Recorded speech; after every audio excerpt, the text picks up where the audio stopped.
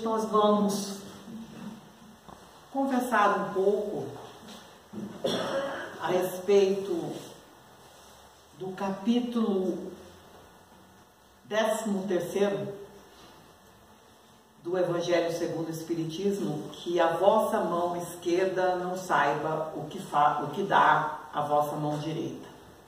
Nós vamos falar especificamente dos itens 1, 2 e 3, que é fazer o bem sem ostentação. E quando nós chegamos na casa espírita e tomamos conhecimento da doutrina dos espíritos, alguns conceitos começam a mudar em nós. Conforme vão sendo apresentados novos aprendizados, outras formas de concepção, sob outros pontos de vista, nossos conceitos vão mudando. Inicialmente a gente pensa assim: eu não tenho compromisso em ajudar ninguém. Isso não é problema meu e cada um que dê seu jeito. Afinal de contas, também tem que dar o meu jeito para resolver as minhas coisas, né? Isso nos acontece quando ainda estamos fechados em nosso egoísmo e acreditamos que tudo que acontece na vida da gente é crédito somente nosso. Como se não tivesse nenhuma misericórdia de Deus e nem nunca tivéssemos recebido a colaboração de quem quer que fosse. Dentro desse nosso orgulho, desse nosso egoísmo, é assim que vemos a vida. Acreditamos que tudo que possuímos e que tudo que conquistamos foi graças ao nosso esforço somente. Claro que teve nosso esforço, sem dúvida nenhuma.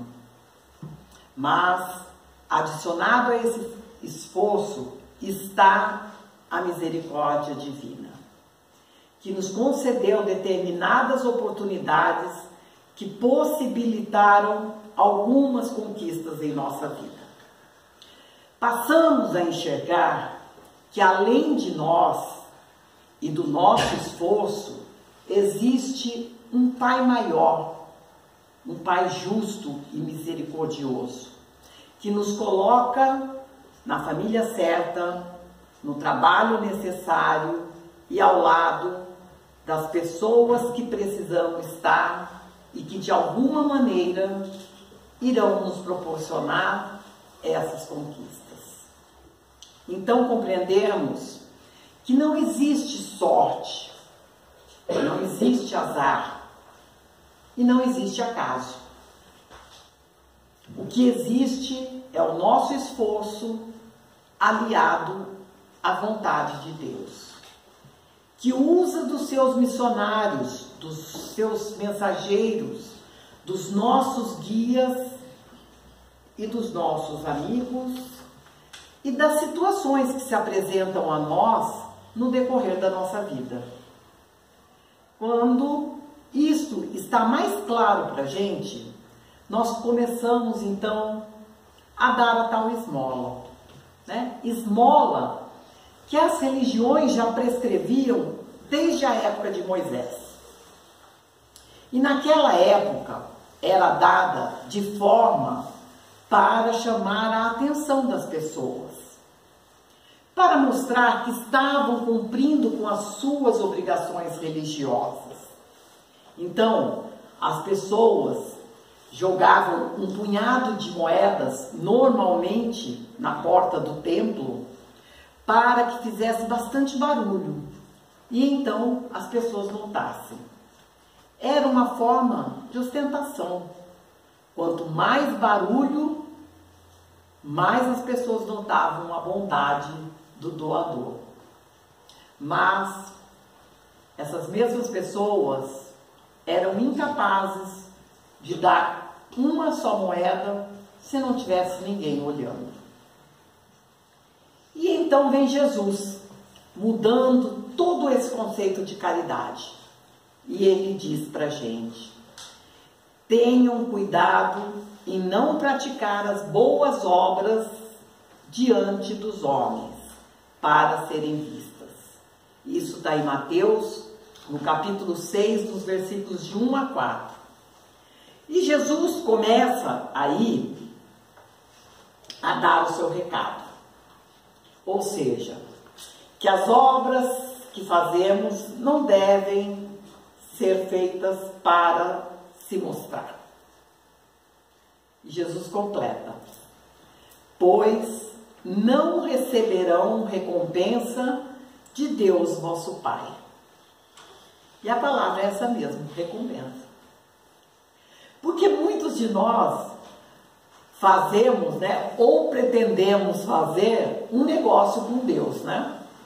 Damos aos pobres e emprestamos a Deus. Pois é. Mas precisamos entender que caridade material é importante, sim. A caridade material é muito importante. Porque a hora que a criatura está com fome, ela não aguenta ficar ouvindo palavras de incentivo, não. Ela quer um pedaço de pão. Se tem sede, quer água. Porque somos matéria também. E se estou com frio, preciso de um agasalho. Entendemos que existem as necessidades materiais. Mas o espírita precisa compreender também que a caridade não se restringe só à caridade material. Que, aliás, é a mais fácil de se fazer, né? Porque não precisa de dinheiro. Que é a caridade moral. Isso por um lado do pensamento. Em compensação, é a mais difícil de praticar. Porque a caridade material, eu dou daquilo que eu tenho.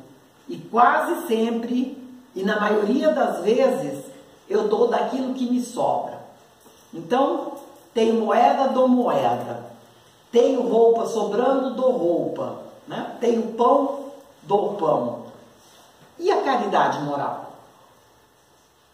Bem, a caridade moral, eu dou daquilo que eu sou. Se eu não sou alguém com capacidade de partilhar, eu não terei nada para oferecer ao outro realmente. Se eu não for uma criatura generosa, o que é que eu vou dar de mim para o outro? Joana de Ângeles diz que caridade não é dar. Caridade é dar-se. Para isso, precisamos começar a cuidar de nós. Cuidar para que a gente tenha alguma coisa útil em nosso ser que vale a pena ser compartilhado.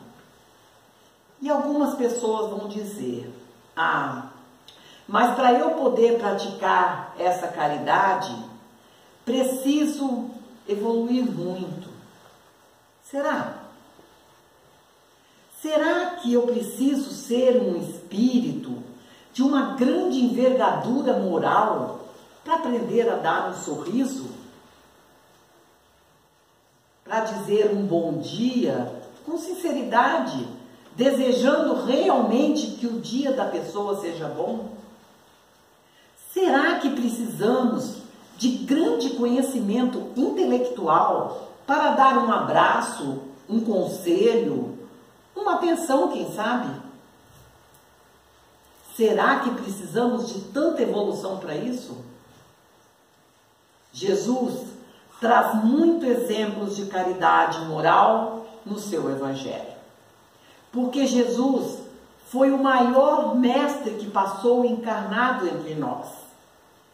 Seu método didático é o mais perfeito. É o método da exemplificação, conhecido como faça o que eu faço. Um desses exemplos, e que está nesse capítulo que a gente está estudando, é a cura do leproso. Um leproso veio ao encontro de Jesus dizendo: Senhor, se quiser, pode curar-me. Jesus, estendendo a mão, o tocou e disse: eu quero, fique curado. No mesmo instante, a lepra desapareceu. Milagre? Não. Jesus, com seu magnetismo peculiar, com sua capacidade de unir as forças da natureza, curou o leproso. Mas Jesus disse ao ex-leproso: não fale disso com ninguém. Mais uma vez, Jesus nos ensina que o bem deve ser feito com discrição, sem alardes.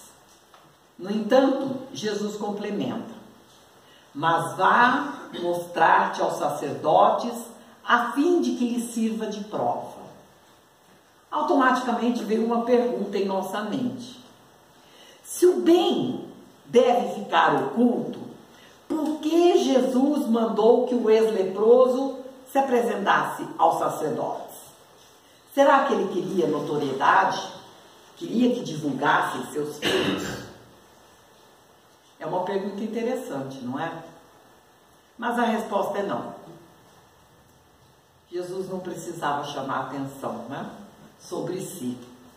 Ele manda ele se apresentar aos sacerdotes para que o nome dele fosse registrado novamente no livro da vida e para que ele pudesse voltar ao convívio com a sua família. Porque naquela época, os leprosos e os doentes, eles eram retirados do livro da vida, que seria como o nosso CPF de hoje, né? E eles eram isolados da convivência, eles eram retirados de sua família e isolados em vales, para que se evitasse o contágio com as outras pessoas. Então, Jesus pede para que ele se apresente ao sacerdote para mostrar que está curado, para ter seu nome registrado novamente no livro e assim pudesse voltar ao convívio dos seus familiares e resgatasse assim a sua dignidade. E como deve ser a caridade conforme entendia Jesus? Benevolência para com todos, indulgência para com as imperfeições alheias e perdão das ofensas. Então, benevolência, indulgência e perdão para com todos. Todos quem? Todos. Inclusive os nossos familiares e os nossos amigos. Porque muitas vezes é muito mais fácil para nós perdoarmos um estranho do que aceitar um erro de um amigo nosso. Nós somos muito duros, muito difíceis com os nossos amigos. E quando eles cometem algum equívoco com nós, nós guardamos aquela mágoa e temos dificuldade de perdoar. Não temos indulgência com aqueles que estão mais próximos de nós. Somos amáveis dentro da casa espírita. E quando chegamos em casa, não compreendemos o nosso companheiro.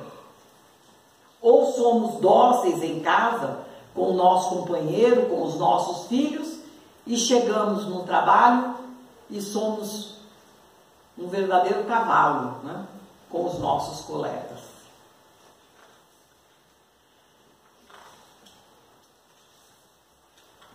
Lembremos Jesus, indulgência para com todos. E todos são todos mesmos. Né? Lembrando as palavras de Jesus, vá e não fale disso com ninguém. Aqui Jesus nos adverte que o bem deve ser feito na surdina, sem alardes. Porém, não sei se é só lá em Porto União que acontece isso, mas eu acredito que não. Tem algumas pessoas, né, que só sabem fazer alguma coisa, algum bem, quando contam para os outros. Elas não sabem fazer e ficar quietas, né? Elas sempre têm que contar seus feitos, né? A criatura não aprendeu ainda, é um processo.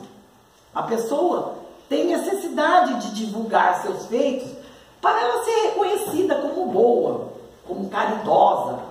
Então, conta para um, fala para o outro, publica no Facebook, no Instagram. Olha, porque eu arrecadei, distribuí tanto, eu fiz isso, eu fiz aquilo. E faz lá a sua propaganda, né? Seu marketing pessoal. É uma necessidade. E é um degrau. Ou seja, está melhor do que aquela lá no começo, né? Que dizia, bom, isso não é problema meu, pessoa que se vire. Essa já está melhor, né? Pelo menos ela está fazendo para se aparecer, mas está fazendo alguma coisa, né? A outra não faz para se aparecer, mas fica comentando, né? Dá um jeito de falar para alguém que vai contar para o resto do povo todo.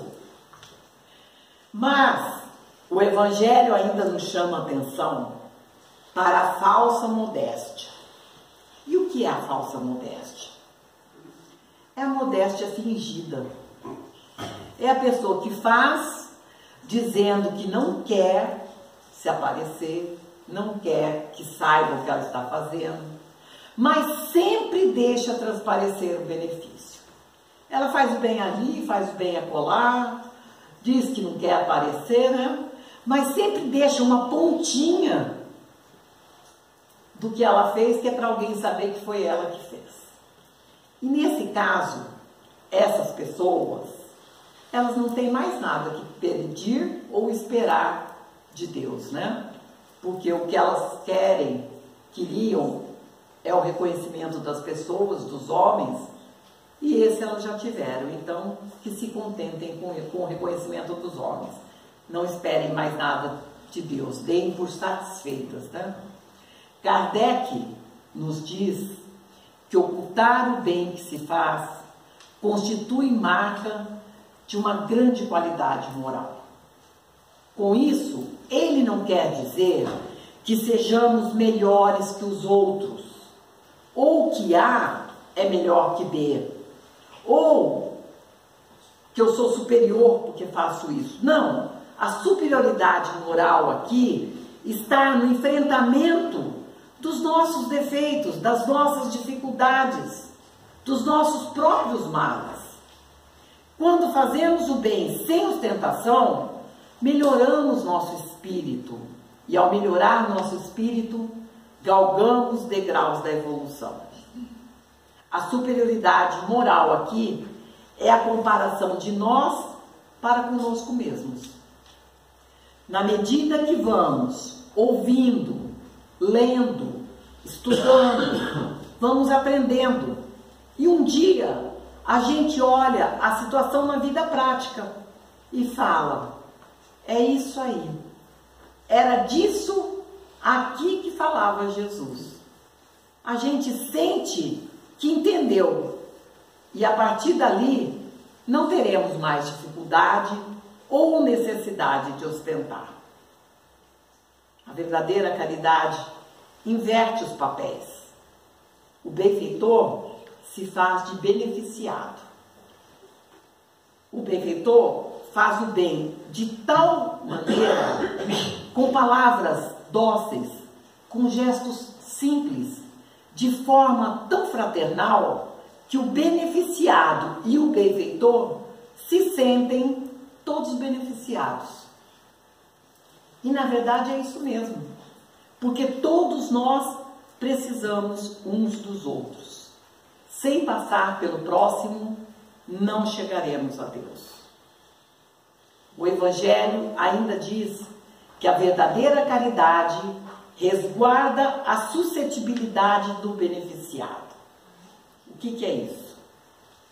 O beneficiado não se sente humilhado, não fica sem jeito, o amor próprio dele fica intacto. A sua maneira de ser não muda por ter recebido o benefício. E aqui Kardec está chamando a nossa atenção na maneira que agimos quando fazemos uma oferta, quando fazemos uma caridade. Por exemplo, eu vou na casa espírita ajudar a servir a sopa. E com aquela paciência, né, maravilhosa, eu ponho a concha na panela. Toma, tá aqui tua sopa, de novo você tá na fila. Quer dizer, sem nenhum respeito, sem nenhuma compaixão com o próximo. A gente tem que pensar que é muito mais fácil e melhor estarmos na condição de poder servir, de oferecer, do que ter que pedir. Eu acho que todos nós, em algum momento da nossa vida, já tivemos que pedir alguma coisa para alguém. E a sensação de ter que pedir é muito pior do que a de poder oferecer. E o Evangelho ensina mais, dizendo que a verdadeira caridade dissimula o benefício e dispensa o reconhecimento ou a recompensa. São aqueles, né, que fazem alguma coisa, mas que se sentem que foram mal agradecidos, que são ingratos com ele, né?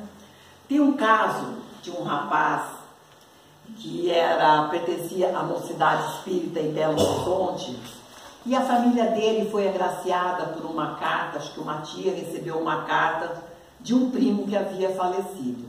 Então ele tinha uma gratidão muito grande por Chico Xavier. E a Mocidade foi em Uberaba fazer uma visita ao Chico. E o rapaz, naquela emoção dele, né, quando se viu de frente ao Chico, correu e foi se ajoelhar para agradecer. E quando ele fez aquela flexão do joelho, o Chico falou: pelo amor de Deus, meu filho, não faça isso. Se você se ajoelhar, eu deito. Então, é isso. É não esperar reconhecimento de nenhum ato que a gente faz. O bem que se dá, a palavra que se dá, na verdade, ela se mistura num ambiente propício que o que vai valer ali mesmo é a alegria de servir e de estar junto. É a satisfação mútua de ajudar e ser ajudado. O benefício em si acaba criando uma atmosfera de amizade e de amor. Às vezes, a gente vai lá, acha que está fazendo uma caridade e ajuda uma determinada criatura. Aquela criatura fica tão agradecida que conta para a família inteira dela. Vocês têm ideia de quantas pessoas daquela família que gostam dela e vão gostar da gente por conta daquele ato, que para a gente não foi nada, foi muito simples, mas que para aquela pessoa foi de suma importância. Mais ainda, não temos ideia de quantos espíritos estão envolvidos com aquela pessoa e que no momento em que eu necessito e faço uma oração pedindo por um filho meu, aqueles espíritos vêm ao meu socorro, vêm ajudar a resolver o meu pedido, a minha solicitação, e ajudam a resolver o problema do meu filho. São as intercessões dos bons espíritos, mas não tem intercessão para aqueles que não aprenderam a ter simpatia em sua volta. E isso que Jesus veio nos ensinar. Somos todos iguais. Qual a diferença entre eu e a pessoa que eu estou ajudando? Nenhuma. Porque se eu acreditar que existe alguma superioridade em mim, quem não está bem sou eu.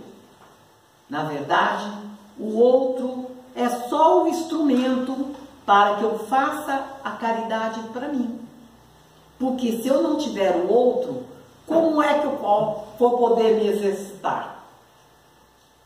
Mas podemos fazer caridade com palavras e até com não palavras, que é quando a gente aprende a se calar e deixa o outro falar o que o outro tem necessidade de dizer.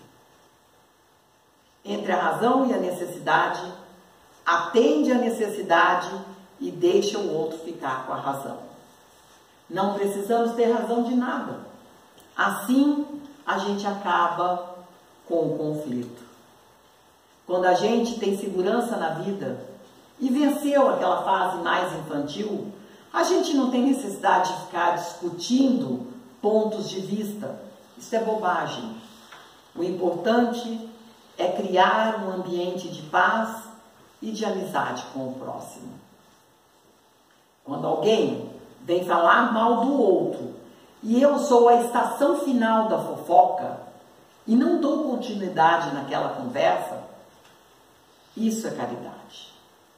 Quando alguém vem me falar mal de alguém e eu descubro um lado bom da pessoa e advogo em favor dela, isso é caridade. Temos muitas formas de caridade. Até em pensamento podemos fazer a caridade. Quando paramos de fazer prece somente para os meus e envolvo as nossas cidades, os nossos governantes, envolver mesmo, porque nós não sabemos se fôssemos nós que estivéssemos no lugar deles, faríamos pior ou melhor do que eles. A gente não se conhece. Quando numa catástrofe nós nos juntamos em preces pelos atingidos, sem interesse, apenas por solidariedade, isso é caridade, modesta e sincera. Quantas pessoas que vemos nas ruas, na condução, na fila do banco, solitárias, carentes. Por que nesse momento não pedirmos a Jesus, aos espíritos amigos, que chegue até aquela criatura, que dê bom ânimo, que inspire ela a continuar, e se pudermos chegar perto delas para conversar, façamos isso. Levemos palavras de incentivo, de retificação, falamos de Deus. As pessoas estão com falta de falar de Deus e outras estão com vergonha de falar de Deus. Mas o que nos falta é Deus. Nos falta a fé. Nada nos acontece, nem acontecerá, se não tiver dentro das nossas possibilidades de suportar a situação. Se tiver dificuldade, peça ajuda, tenha humildade. Ninguém tem o poder de resolver o problema do outro, nem a fome do mundo, mas o que é que eu posso fazer naquele momento para ajudar? Onde eu posso ser útil? Não precisamos saber detalhes dos problemas alheios, mas podemos estender as mãos e orar juntos. Porque quando nos juntamos em oração, se forma um feixe de luz, de forças e de luz. Por isso, a oração coletiva é um imenso guarda-chuva de amor e de bênçãos. Tem coisa melhor do que na hora da prece você lembrar de um amigo querido e pedir que ele também seja envolvido por sentimentos de amor e carinho. Isso não tem preço. É uma bênção alguém lembrar de nós com amor. Ah, mas eu só vou poder fazer caridade o dia que eu me aposentar. Tenho muitas ocupações na vida, é difícil para mim. Mas o dia que eu me aposentar eu vou fazer caridade. Ou só vou poder fazer caridade depois dos 80 anos, quando meus filhos já estiverem criados, meus netos estiverem grandes e eu estiver mais desocupada, então aí eu vou praticar a caridade. Ou eu só vou fazer caridade quando eu terminar meus estudos, porque estou muito envolvida na faculdade e não tenho como fazer isso agora. Ou eu só vou fazer caridade o dia que eu for bom, realmente. Bom, aí é que não vai fazer mesmo, né? A caridade estimula as emoções e o sentimento. Se te convidarem para fazer parte de um grupo de voluntários, vai lá. A Casa Espírita está sempre nos convidando. Sempre precisam de voluntários. Vamos? Primeiro, você vai por obrigação. Depois, vai por disciplina. E é assim mesmo no início. Daqui a pouco, você começa a sentir falta do trabalho. Logo mais, você começa a ter carinho por aquelas criaturas. E logo mais você percebe que esqueceu daquele seu problema. Você está tão envolvido com os outros que curou o seu problema. Vida é interdependência, é troca. Nós nos curamos na medida que ajudamos o outro. Quando a gente desenvolve a simpatia, a benevolência para com todos ao nosso redor, essa corrente de simpatia, esses fluidos de simpatia vão se agregando de um e de outro, e são esses fluidos que vão nos ajudar a transpor as nossas barreiras reencarnatórias e a vencer as dificuldades expiatórias. E essas todos nós teremos que passar. Eu fiz um resumo, que não é tão resumido assim, mas eu vou ler para vocês.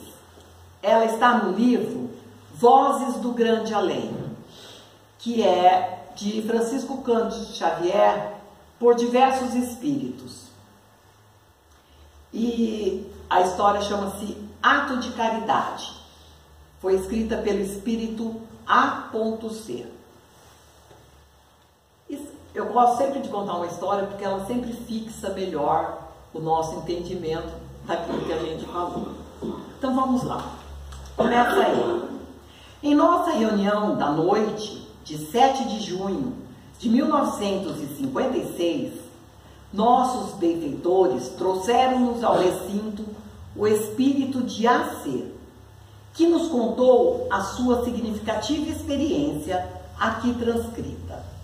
Oxalá possa ela acordar-nos para mais ampla exatidão no desempenho dos nossos compromissos, na esfera da caridade, que realmente, seja onde for e com quem for, é nosso simples dever.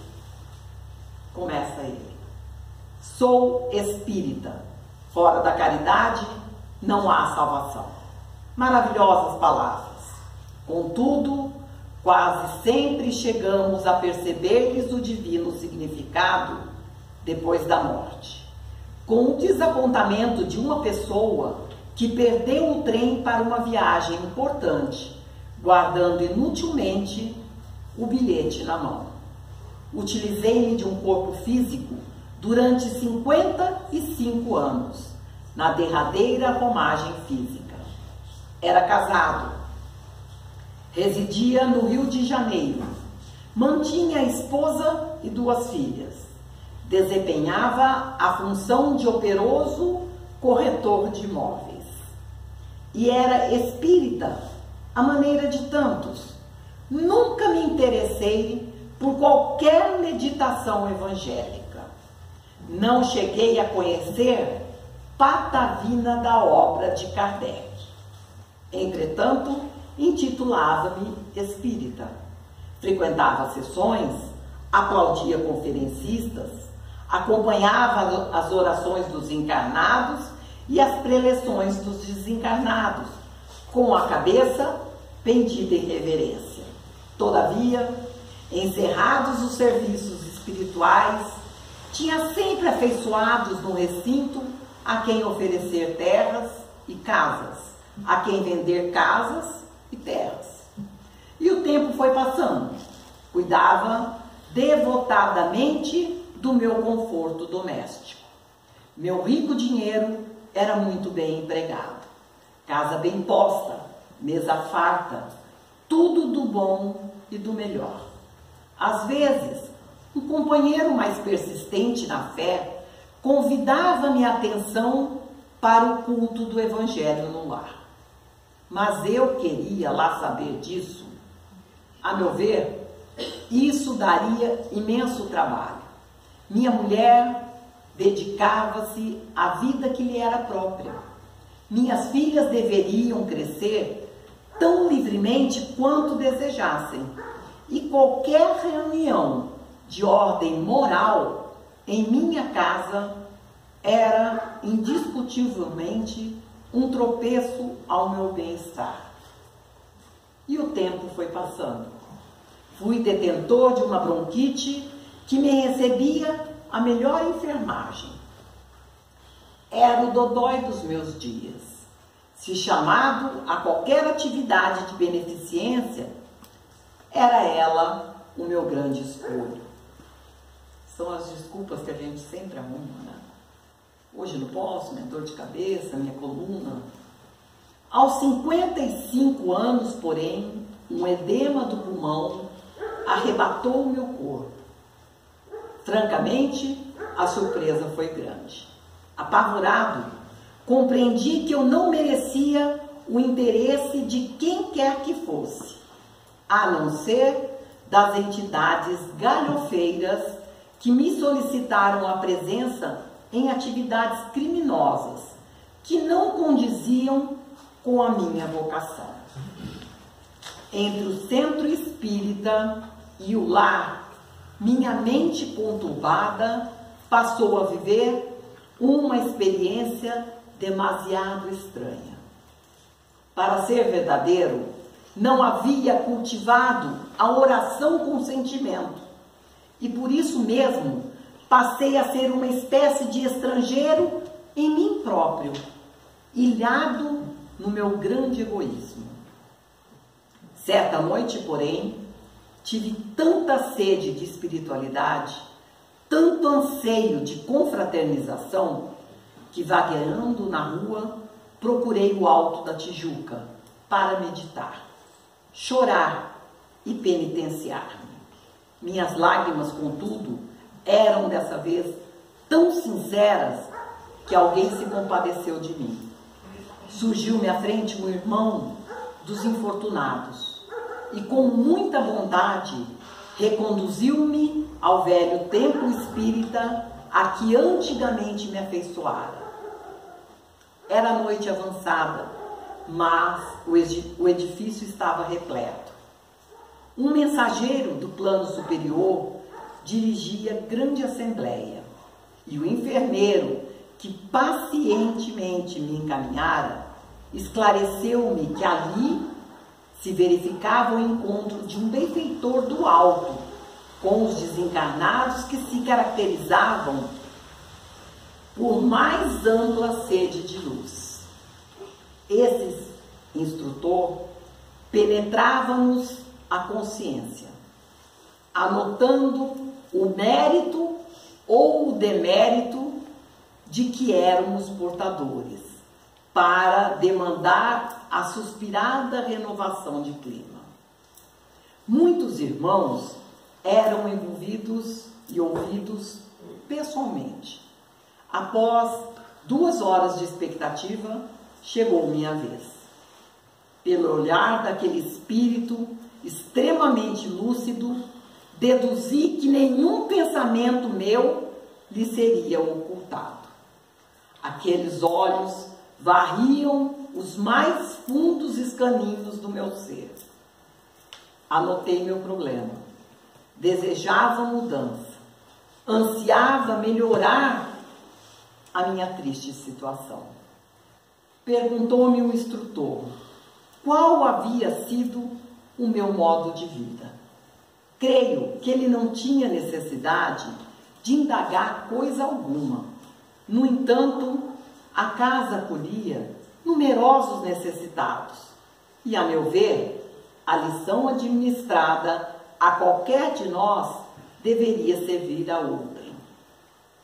Aleguei preocupado que havia protegido corretamente a família terrestre e que havia preservado a minha saúde com segurança. Ele sorriu e respondeu que semelhantes mistérios eram comuns aos próprios animais. Pediu que de minha parte confessasse algum ato que pudesse enobrecer as minhas palavras, algo que lhe fosse apresentado como justificativa de auxílio às minhas pretensões de trabalho, melhoria e ascensão. Minha memória vasculhou os anos vividos inutilmente. Não encontrei um ato sequer capaz de alicerçar minha esperança. Não que o serviço de corretor de imóveis seja indigno, mas é que eu capitalizava o dinheiro aurido em minhas lides profissionais, qual terra seca coletando a água da chuva. Chupava, chupava, chupava, sem restituir gota alguma. Depois de agoniados instantes, lembrei-me de que em certa ocasião encontrara 3 amigos do nosso tempo na Praça da Bandeira. E eles a insistirem comigo para que lhes acompanhassem a jornada caridosa até um lar humilde na favela do Esqueleto. Fiz tudo para desvencilhar-me do convite que me pareceu aborrecido e imprudente.